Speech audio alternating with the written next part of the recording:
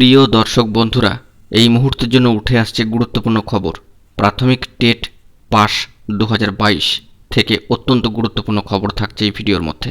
অবশ্যই এই ভিডিওটিকে তাই শেষ পর্যন্ত দেখে নেবেন এবং যে সমস্ত বন্ধুরা চ্যানেলটি এখনও সাবস্ক্রাইব করেননি অবশ্যই এখনই সাবস্ক্রাইব করে সঙ্গে থাকবেন। বন্ধুরা, এখন প্রাথমিকের ক্ষেত্রে শুধুমাত্রই যোগ্য D.El.Ed বন্ধুরা, অর্থাৎ diploma in elementary education, D.El.Ed এবং D.Ed ট্রেনিং প্রাপ্ত যে সমস্ত বন্ধুরা রয়েছেন তারা, বিএডরা কিন্তু কোনোভাবেই অংশগ্রহণের সুযোগ পাচ্ছেন না।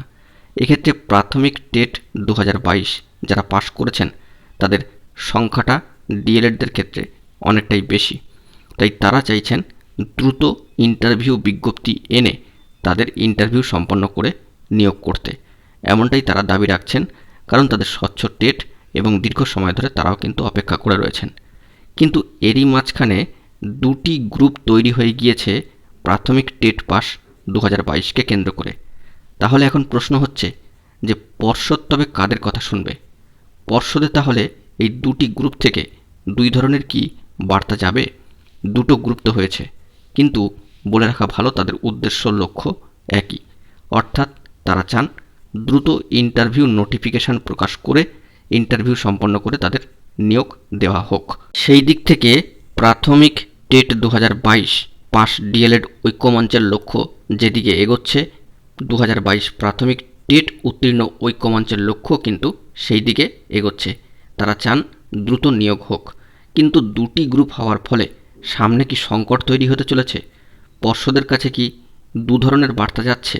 এটা কিন্তু কখনোই কাম্য নয়। উচিত দুটি গ্রুপকে একে অপরের সাথে হাত মিলিয়ে একত্রিত হয়ে কার্য সম্পাদন করা। ইতিমধ্যেই গত 21 তারিখে আমরা একটি গুরুত্বপূর্ণ আন্দোলন দেখেছি প্রাথমিক টেট পাস 2022দের তরফ থেকে। অত্যন্ত গুরুত্বপূর্ণ আন্দোলন কর্মসূচি তারা সংগঠিত করেছেন। ইতিমধ্যেই সামনের দিনে আরও কিছু আন্দোলন আসতে চলেছে 2022 প্রাথমিক টেট পাস D.El.Ed ঐক্যমঞ্চের তরফ থেকে, অর্থাৎ উভয় গ্রুপের এখন উদ্দেশ্য কিন্তু একটাই। কিন্তু একটা প্রশ্ন এখানে দাঁড়াচ্ছে, কারা কতটা সফল হচ্ছেন এই কার্যক্রম সংগঠিত করে?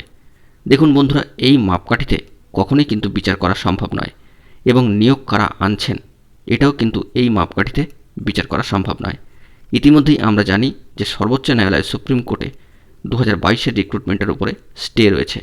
সেই স্টেটি ওঠা কিন্তু এখন অত্যন্ত প্রয়োজন। তাই প্রাথমিক টেট পাস 2022দের কখনোই এভাবে দ্বিবিভাজিত হয়ে কার্যক্রম সংগঠিত করাটা কাম্য নয়।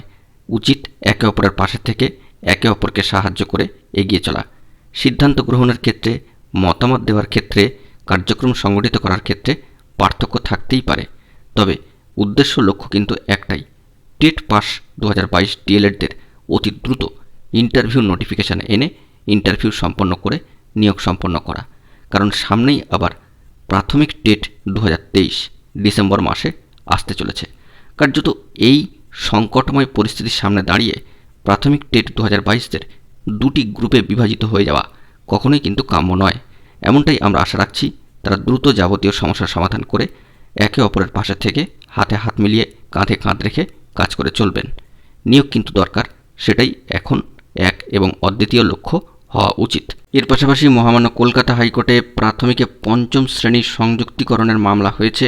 সেই মামলায় যদি ভালো ফলাফল উঠে আসে তবে বিপুল পরিমাণ শূন্যপদ কিন্তু একটা তৈরি হবে, যা প্রাথমিক টেট পাস 2022 D.El.Edদের জন্য খুব ভালো সুখবর কিন্তু বয়ে আনবে। সেই লক্ষ্য উদ্দেশ্যেই সকলকে হাতে হাত মিলিয়ে কিন্তু চলা উচিত। বন্ধুরা, এখন এই পর্যন্তই। গুরুত্বপূর্ণ আপডেটগুলি পাওয়ার জন্য চ্যানেলটিকে এখনই সাবস্ক্রাইব করে সঙ্গে থাকুন। ধন্যবাদ।